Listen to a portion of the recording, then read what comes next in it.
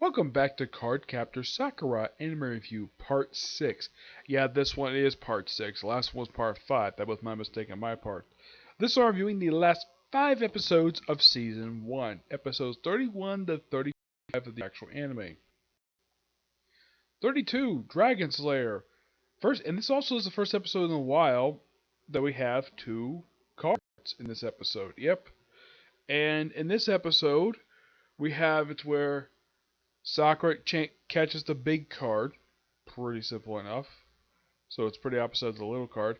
Yeah, this input is a filler scene. It doesn't really add anything to the episode itself. Aside from the fact it sets up the main plot of the episode with the create card. Yep. These various monsters versus animals show up. And then a dragon shows up like it's a freaking kaiju film.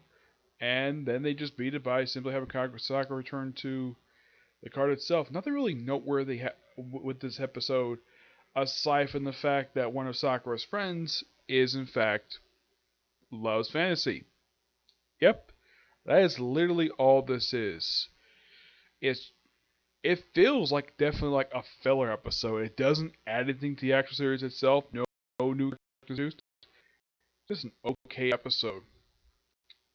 Next, the Switch. This one was quite interesting. Okay, there's only one card that captures the whole episode.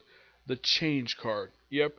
So, it's a strange looking creature. Yeah, they basically have it where Lee and Kiro pin the thing down in order for Sakura to catch it. Well, it transfers back to the card, and something weird happens. Kiro and Lee switch bodies. Lee is in Kiro, Kiro is in Lee. Yep, and apparently, yeah, and it's a good thing Lee, when he's as Kiro, does not peek at Sakura when she's getting changed. Because at least the fact they write that the character is not written to be a pervert. I mean, yes, they're both the same age, but I don't think he's interested in seeing her without her clothes on. Also, and this is basically a subplot in these episodes, that Lee is starting to blush at Sakura. Yes, we're getting started the romance, the start of Lee's crush on Sakura. This would last for a good chunk of the series before she finally realizes she's in love with him too. But that happens later on. Mm-hmm. Basically, the whole thing with this episode, it's a comedy. Kiro basically doing the best he can just to press people while he's being Lee, and Lee, as Kiro, first he sleeps in Kiro's bed, which he doesn't have really a big problem with though. Nope. This bed was actually set up back in episode 15. Yep. This is technically the second appearance of things since that very episode, but overall third time that we see Kiro's bed. Yeah. But they eventually get back normal, perfectly fine.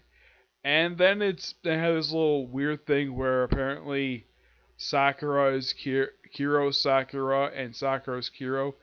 But it turns out, yep, it was all a big dream. Yeah. Oh, Mei Ling is completely doesn't really know exactly what's going on. And apparently they have it written where not even Tamio is not even told about the switcheroo for some strange reason. I get maybe but why Tamio, a girl who is Sakura's closest best friend and closest confidant? Just kill her. She's not a big blabbermouth. Yeah, the whole thing about them keeping this a secret basically was complete stupid. Just tell Mei Ling, and she perfectly understand. Eventually do switch back, and nothing worse for wear except that I think that Kiro just has a little more tolerance now for Lee than he used to. That's really the whole point of this episode. In fact, it's just a comedy. Next one is Icebreaker. This one was quite interesting. Yes, you have the class going to an ice rink. And of course, there's stuff going on with Miho, who's actually in this one. She doesn't do much of anything aside from the fact that you see her watching the whole stuff. It's implied that she does know that Sakura is the card captor. This does not go this does go someplace, but not at this point of the series. Oh yeah, we get introduced to basically the Frost card. Basically, you just call it the Ice card. Yep, turning everybody to ice except for mostly except for Sakura and Lee because they basically have magic. Oh, in case you're wondering, Kiro only appears at the beginning of this episode. It's also the same thing in the very next episode as well, where Kiro in this episode and the following one, he does nothing. Like, he just stays in Sakura's room the whole episode. Yeah. And in the next episode, he does. You see him, but doesn't do anything. He just stares at the moon in episode 34. Eventually, thanks to Lee, that she's able to defeat the Frost card, and everybody's freed perfectly fine. Oh yeah, and Miho is actually just somehow she's immune to this. Somehow it's at this point it's not really explained. Yep. And that was episode 34. Aside from the fact they had this thing whole episode, like the whole thing was getting cold, no one knew what the heck was causing this. It wasn't they realized, oh yeah, it was a cloud card causing all this. Okay, the frost card. And apparently the thing was swimming out of the damn rink. Like, did nobody notice the thing swimming on there? Yeah. Next comes episode 34. Excuse me, an episode that has no cloud cards being involved with the plot. Yeah, that's the thing this episode. This is probably the first one in quite a while that there's been like no cloud card involved with the actual plot itself. Let's see. I'm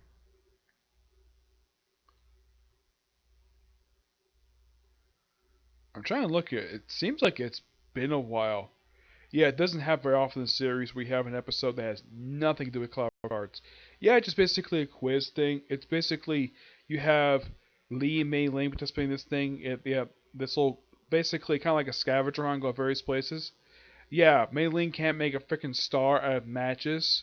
Every time she basically does, turns out wrong. Sakura invites Akito to this. He gets involved with the plot. And this is a really well written episode.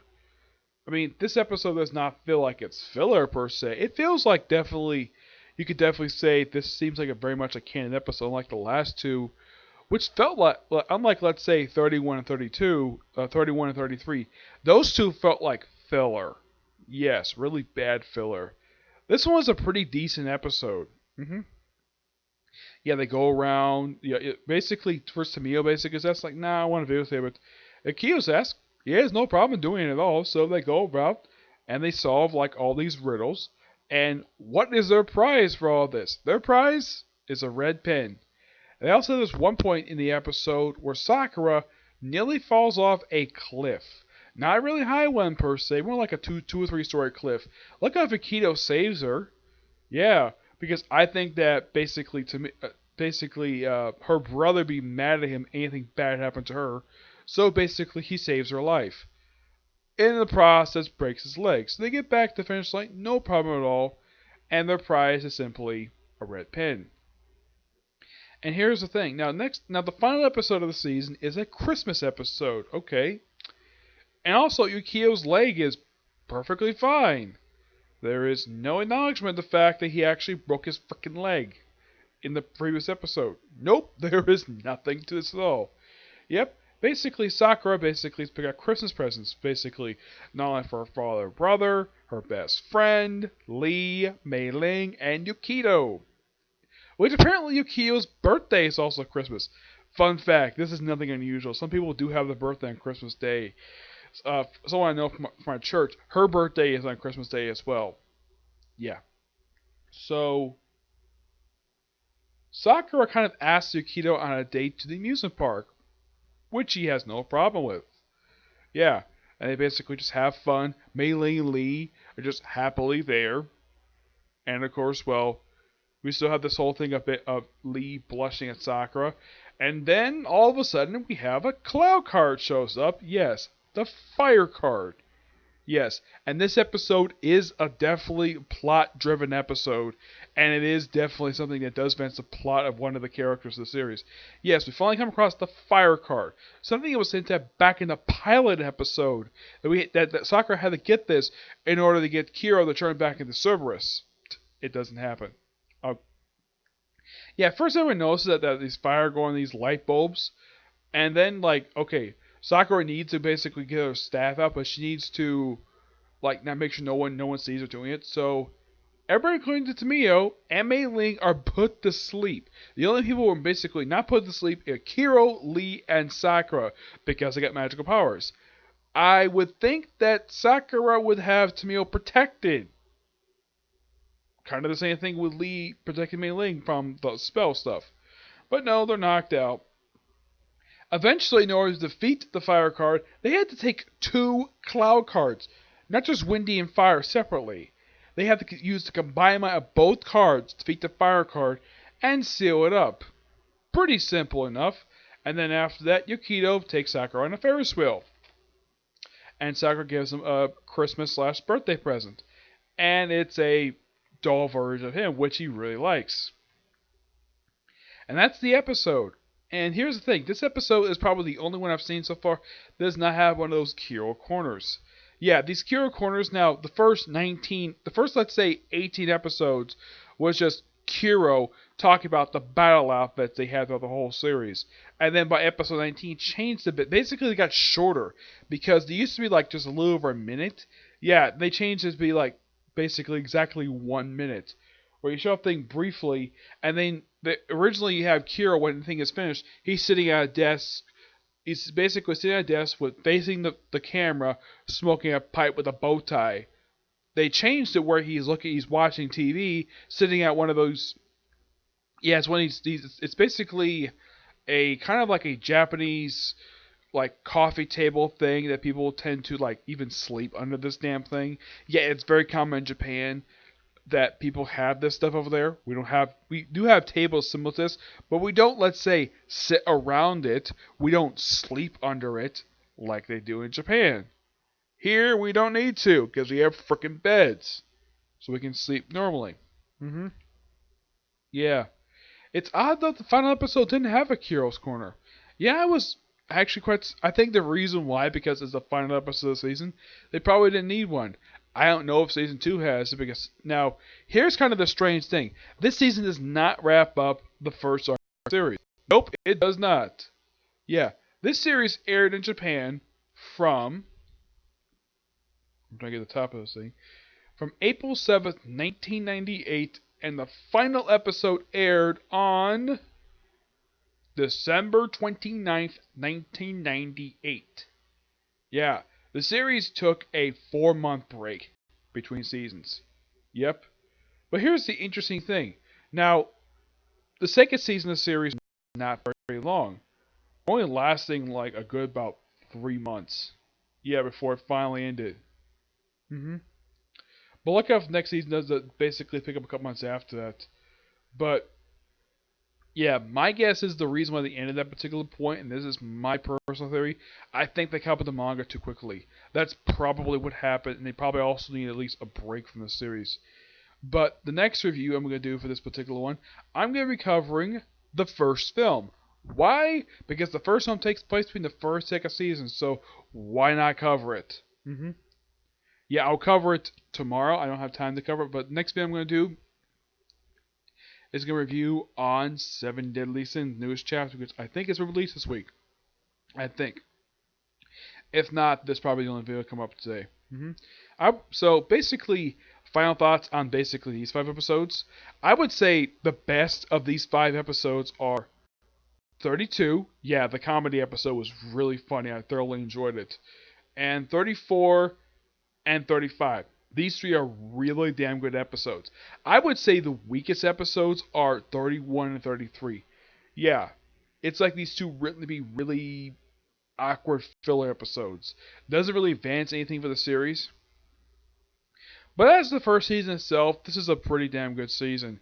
It has some bad episodes, it has some okay episodes here and there, but it's not a terrible season when it comes to the first season of the show. It's quite long, 35 episodes, which is something unusual because I've counted the seasons even longer than this. Now, the next seasons are not this long. Nope, season 2 is only 13 episodes, which I'm going to cover that season hopefully in about 3 videos. Basically, first 2, 5 episodes apiece, last one being just 3 episodes. Season 3, I plan to cover that in just also, basically, that one covering in 5 videos. Yes, 5. And of course, I will cover the second film of the series, and the Clear Card series, which is only 24 episodes. Yeah, those will be covered. But yeah, so that's it for this particular review. Stay tuned for my review of News Chapter 7, Deadly Sins. Okay? See you there. Bye.